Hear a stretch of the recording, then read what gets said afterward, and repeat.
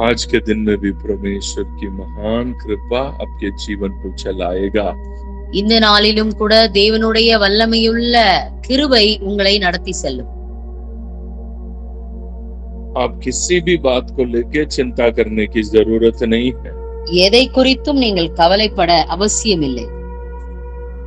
क्योंकि जिस दिन आप क्राइस्ट को जान गया, எந்த நாளிலே நீங்கள் இயேசு கிறிஸ்துவை நீங்கள் அறிந்தீர்களோ उस दिन आप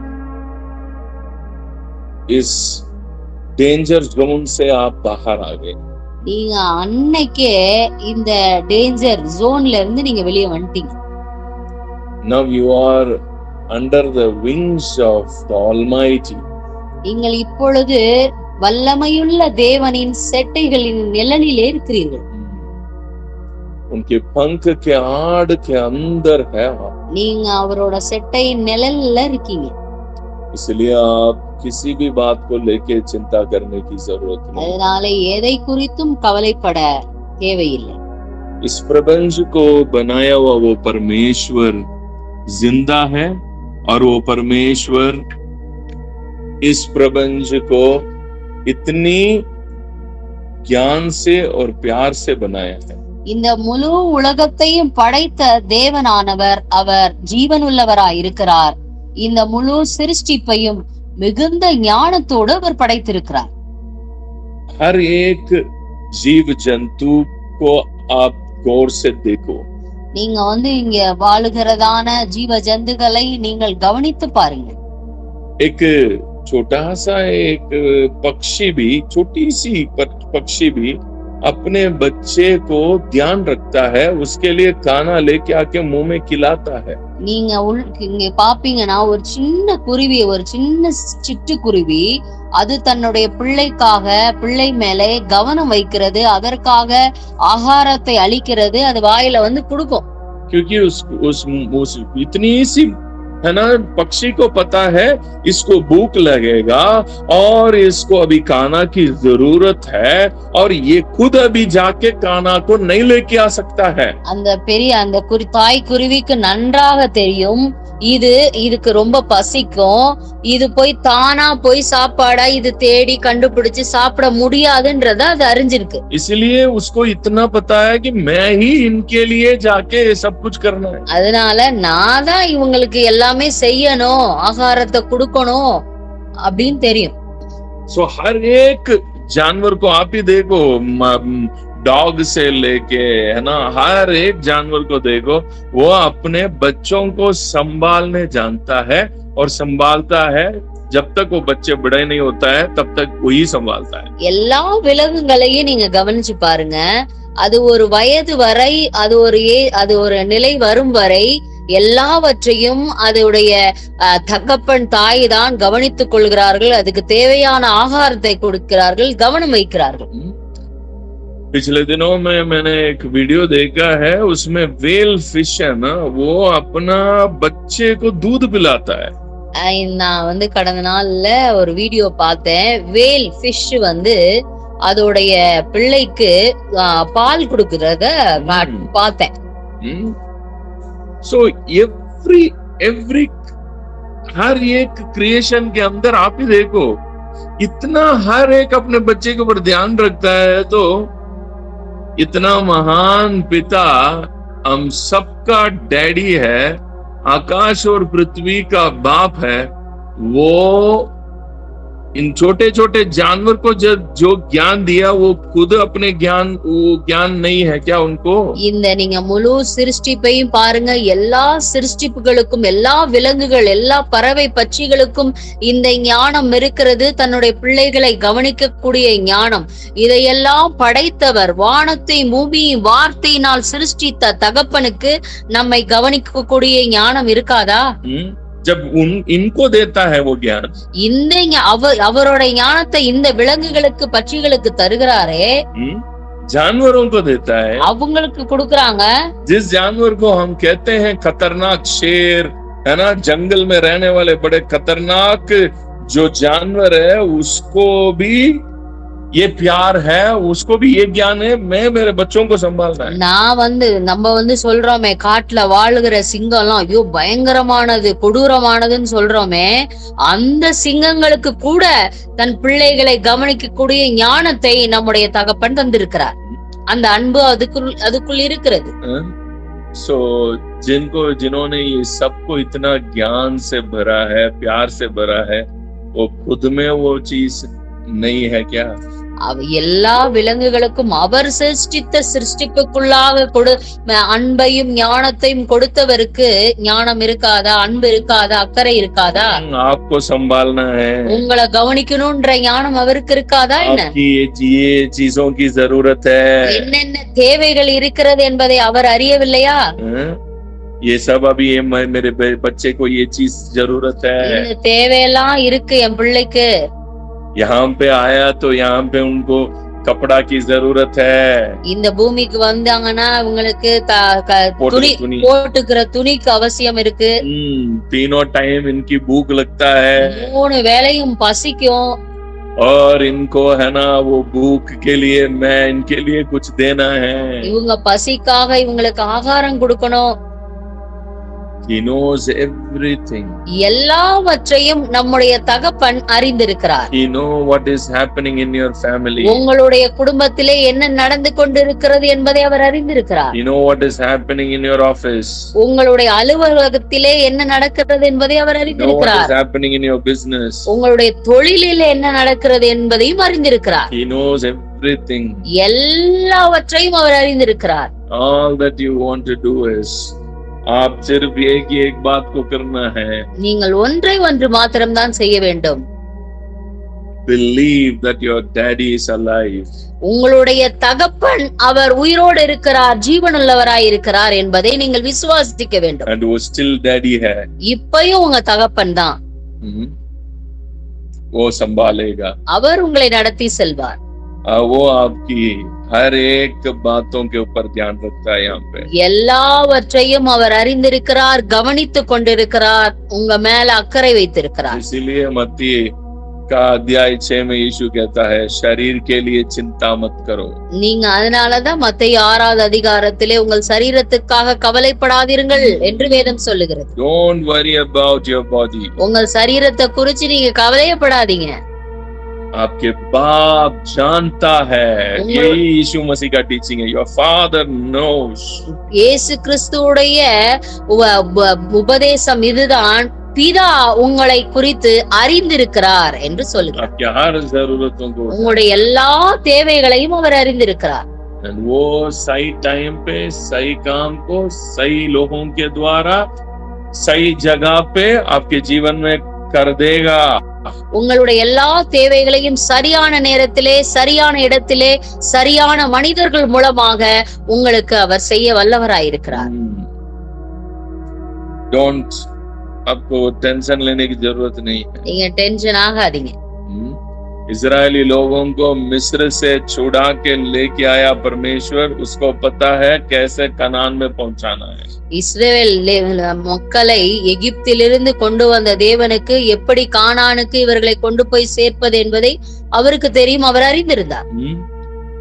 इन परमेश्वर को ये भी पता है 40 साल ये लोग रेगिस्तान में चल के जाना पड़ेगा. 40 வருடங்கள் வனாந்தரத்திலே, பாலைவனத்திலே அவர்கள் நடந்து செல்ல வேண்டும் என்பதையும் அவர் அறிந்திருந்தார்.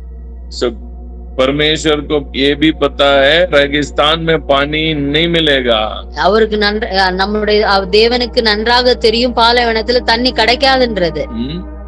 रेगिस्तान का नाम ही इसलिए रेगिस्तान है, वो पानी नहीं मिलेगा उधर. பாலைவனம் வனாந்தரம், அதனாலதான் வனாந்தரம், அங்க தண்ணி கிடைக்காது.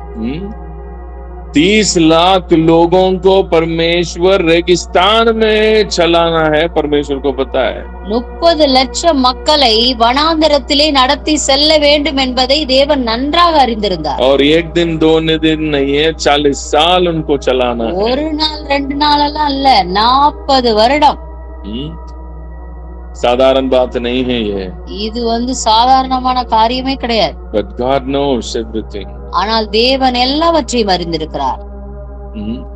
रेगिस्तान में कहाँ पे कैसे पानी देना है वो भी पता है। அவருக்கு நன்றாக தெரியும் எங்கே எந்த இடத்துல அவங்களுக்கு தண்ணி கொடுக்கணும்ன்றதும் தெரிஞ்சு.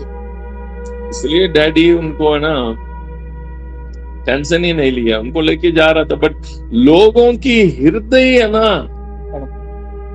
तड़पता है, तड़प में ही वो 40 साल निकाले वो लोग। தேவனுக்கு நன்றாக தெரியும் அவர்களுக்கு என்ன கொடுக்க வேண்டும், எந்த நேரத்திலே எதை செய்ய வேண்டும் என்பதை அறிந்திருந்தார். ஆனால் ஜனங்களுக்கோ மனம் பதைத்தது, நடுங்கினது, குழப்பம் அடைந்தது, சந்தேகம் பெற்றது. Because of their heart, ஏனென்றால் அவர்களுடைய இருதயமானது, उनके हृदय के कारण ही उनमें से बहुत सारे लोग है ना कनान तक पहुंचे ही नहीं। அவங்களுடைய இருதயத்தினாலதான் நிறைய பேர் கானானே போய் சேரல. Because of their heart, அவங்களோட இருதயம் தான் அதற்கு காரணம்.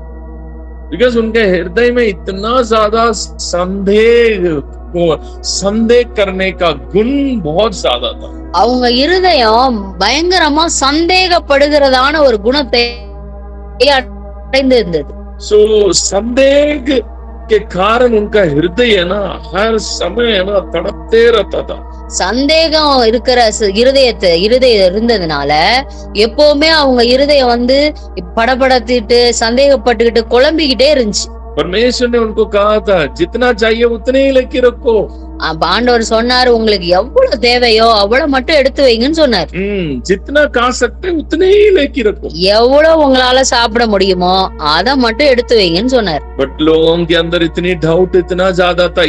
ये परमेश्वर से भी आगे सोचने वाले लोग हैं। என்ன இஸ்ரவேல் ஜனங்கள் தேவனை விட அதிகமா யோசிக்கிறவங்களா இருந்தாங்க. அதனால அவங்களுக்கு சந்தேகம் ஜாஸ்தியா வந்துச்சு. इसलिए वो लोग क्या करते थे, அதனால அவங்க என்ன பண்ணாங்க, अगर कल नहीं मिला तो क्या करेंगे, நாளைக்கு சாப்பாடு கிடைக்கலன்னா என்ன பண்றது, कल अगर मन्ना नहीं आया तो, நாளைக்கு மன்னா கிடைக்கலன்னா, इसलिए ज्यादा लेके रखे। அதனால நிறைய எடுத்து ரப்பி வச்சுப்போம். डाउटफुल हार्ट इज ऑलवेज है ना बड़ा आपको है ना बड़े रॉन्ग एक्शन को लेके आता है और आपकी जिंदगी में है ना शांति को आप खो देंगे।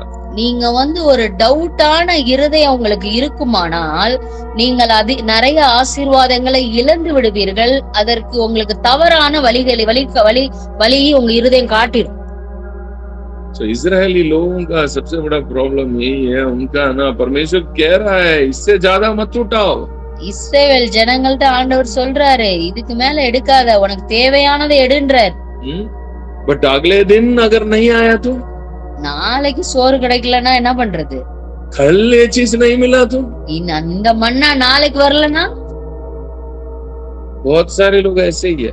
அப்படிதான் நிறைய பேர். पास्टर जी आज के लिए तो मेरा नौकरी है, अगर ये नौकरी चला गया तो, பாஸ்டர் இந்த வேலை இன்னைக்கு இருக்கு, ஒருவேளை வர்றனா நாளைக்கு இந்த வேலை போயிடுச்சுன்னா என்ன விட்டு, पास्टर जी ये मेरे को छोड़ के चला गया तो, இவங்க என்ன விட்டுட்டு போயிட்டாங்கன்னா, मेरा पति मेरे को छोड़ दिया तो, என் புருஷன் என்ன விட்டு போயிட்டாருன்னா, मेरे बच्चे मेरे को छोड़ दिया तो, என் பிள்ளைங்க என்ன விட்டு போயிட்டாங்கன்னா, मैं क्या करूं, நான் என்ன பண்றது, मैं क्या करूं, நான் என்ன பண்றது. यार यही है आज लोगों का दिमाग में यही चलते रहता है। मैं लोगों से डील करता हूँ ना, लोग आज जो मिला है ना उससे कभी खुश नहीं है। நான் வந்து இதுதான் ஜனங்களுக்குள்ளே இருக்கிறதான மிகப்பெரிய பிரச்சனை. அநேக ஜனங்களை நான் பார்த்து கொண்டிருக்கிறேன். இன்னைக்கு எப்படி இருக்கிறோம், இன்னைக்கு எது கிடைத்து இருக்கிறது என்பதிலே திருப்தி இல்லவே இல்லை. हमेशा उनका हृदय अगर ये चीज नहीं है तो मैं क्या करूं, நாளைக்கு இந்த காரியம் என்கிட்ட இல்லாம போயிடுச்சுன்னா என்ன பண்றது நானு. सो आप क्या करते हैं, कल के लिए आज की खुशी को आप खो देते हैं, कल के लिए दौड़ना शुरू करते हैं आज ही।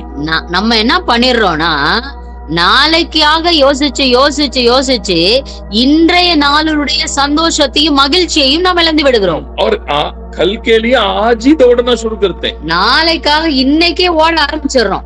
भाई इसीलिए यीशु ने क्या बोला, இயேசு என்ன சொன்னார், हर दिन के लिए जो परिश्रम है उतना काफी है। அந்தந்த நாளுக்கு அதினதின் பாடு போதும்ட்டார். कितने लोगों को बातें समझ आ रहा है? எத்தனை பேருக்கு நான் பேசுகிற காரியம் தெளிவாகிறது?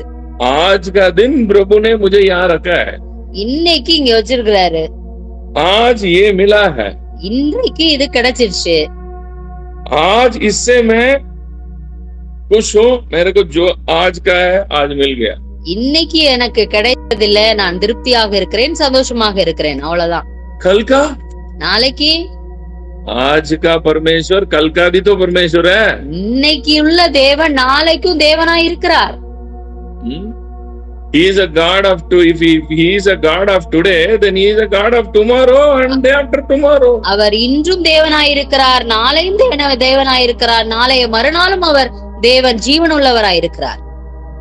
So आपके दिमाग है ना, जिस दिन मैं आपको बता रहा हूँ ना, आप टुमारो के लिए आज दौड़ना शुरू करते हैं ना, என்றைக்கு நாளைக்காக இன்னைக்கே நீங்க ஓட ஆரம்பிச்சிட்டீங்களோ, आप शांति नाम की चीज को भूल जाओ. நீங்க சமாதானம், அமைதி என்கிற ஒரு காரியத்தை நீங்கள் மறந்து விடுங்கள்.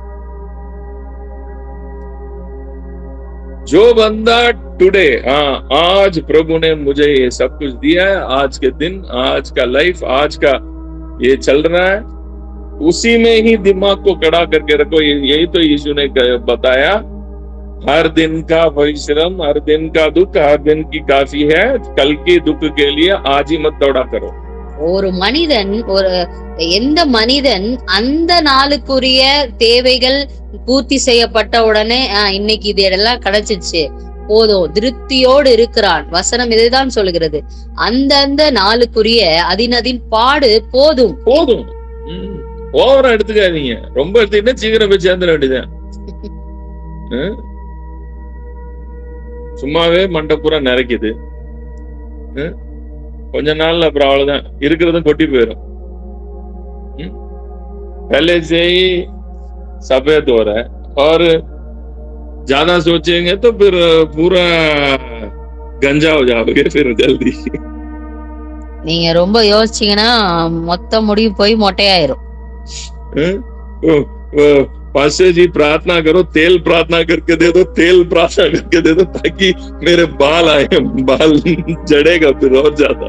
அப்புறமேல் ஜோம் பண்ண வந்துருவீங்க, பாஸ்டர் ஜோம் பண்ணுங்க என் முடி வளரணும். முடி கொட்டுது, என்னைய தூக்கிட்டு வந்துடுறது, என்ன டப்பாவ, பாஸ்டர் என் முடி கொட்டுது, ஜோம் பண்ணி கொடுக்குறீங்களா? நாங்க ஜோம் பண்ணி கொடுத்தா உன் முடி கொட்ட நின்றுமா? உன் மண்டைக்குள்ள ஓடுது பாரு, அது கொட்டணும் முதல்ல வெளியில.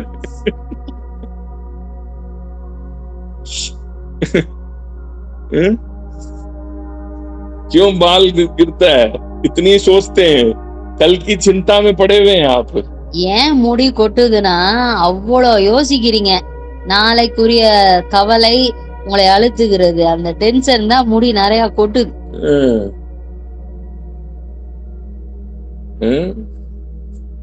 छोड़ो सारे बेकार सोच, தேவையில்லாத கவலைகளை விட்டு விடுங்கள்.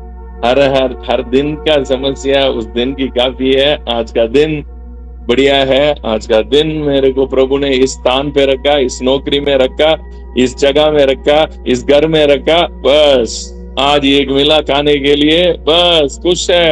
இந்த நாளுக்குரிய தேவைகளை தேவன் சந்தித்து விட்டார், இந்த வீட்டை தந்திருக்காரு, இந்த வேலையை தந்திருக்காரு, இந்த இடத்துல வச்சிருக்கிறாரு, எனக்கு தேவையான எல்லாவற்றையும் தந்து விட்டார், அதிலே சந்தோஷமாவும் திருப்தியாகவும் இருங்கள். कल के बारे में सोचने वाले है, நாளைய தினத்தை குறித்து கவலைப்படுகிற ஒன்று இருக்கிறது. इसलिए यीशु ने कहा कल के दिन कल की चिंता करेगा. அதனாலதான் வேதம் சொல்லுகிறது, இயேசு சொல்லுகிறார், நாளைய தினத்தை குறித்து நாளைய தினம் கவலைப்படும். कल के दिन की चिंता कल करेगा. நாளைய தினத்தை குறித்து நாளைய தினம் நாளைய தினம் தன்னுடையவைகளுக்காக கவலைப்படும். நாளைய தினம் தன்னுடையவைகளுக்காக கவலைப்படும். இஸ்ரேலி லோக ஜெயசா மத் दौड़ो, இஸ்ரவேல் ஜனங்கள் மாதிரியும் ஓடாதீங்க, பதறாதீங்க. कल के लिए दौड़ना, நாளைக்காக ஓடணும் என்ற எண்ணத்தை விட்டுருங்க. Be relaxed, கூலா இருங்க, ரிலாக்ஸா இருங்க. जो कोई भी पापा को असली में समझ गया ना, யாரெல்லாம் தகப்பனை பிதாவை நன்றாக அறிந்து கொண்டார்களோ they live in the relaxed mode அவங்க ரிலாக்ஸ் மோடுக்கு போயிருவாங்க. because they know அவங்களுக்கு தெரியும் நல்லாவே my father is in control, என்னோட தகப்பனுடைய கட்டுப்பாட்டிற்குள் நான் இருக்கிறேன். my father is in control, தகப்பனுடைய கட்டுப்பாட்டிற்குள் நான் இருக்கிறேன். the whole world is under the control of my father. என்னுடைய தகப்பனுடைய கட்டுப்பாட்டிற்குள் தான் இந்த முழு உலகமும் இருக்கிறது என்பதை அவர்கள் அறிவார்கள். इसलिए मैं डरने की जरूरत नहीं, அதனால பயப்பட அவசியம் இல்லை. जो मेरा है वो मेरे से कहीं नहीं जाएगा, என்னுடையது எதுவோ அது என்னை விட்டு எங்கேயும் போகாது. जो मेरा नहीं है என்னுடையது இல்லாதது எதுவோ उसको मैं कितना भी पकड़ के रखने की कोशिश करूं, எத்தனை அதிகமா நான் அதை புடிச்சு இறுக்கி வச்சாலும் वो मेरे पास नहीं रहेगा. அது என்கிட்ட இருக்காது. वो रिश्ता हो, அது உறவாக இருந்தாலும், वो पैसा हो, அது பணமாக இருந்தாலும், नौकरी हो, அது வேலையாக இருந்தாலும், वो घर हो, அது வீடாக இருந்தாலும், whatever it is not for me, it is not mine, இது என்னுடையது இல்ல அப்படின்னு இருந்துச்சுன்னா वो जाएगा ही जाएगा. அது கண்டிப்பா போயிரும். जो आपका है உங்களுடையதாக இருந்தால் कहीं नहीं जाएगा. அது எங்கேயுமே போகாது. इसी को ही तमिल में एक भक्त ने ऐसे कहा है, இதைத்தான் ஒரு தமிழ்ல ஒரு பக்தன் இப்படியா சொல்றான், கிடைக்கிறது கிடைக்காம போகாது, கிடைக்காம இருக்கிறது என்னைக்கும் கிடைக்காது. அந்த பக்தன் யாருன்னு நீங்களே தேடி கண்டுபிடிச்சுக்கோங்க. God bless you. Have a nice day. கர்த்தர் உங்களை ஆசீர்வதிப்பாராக. Have a nice day. Thank you, Pastor. Thank you, sister. Thank you, Pastor.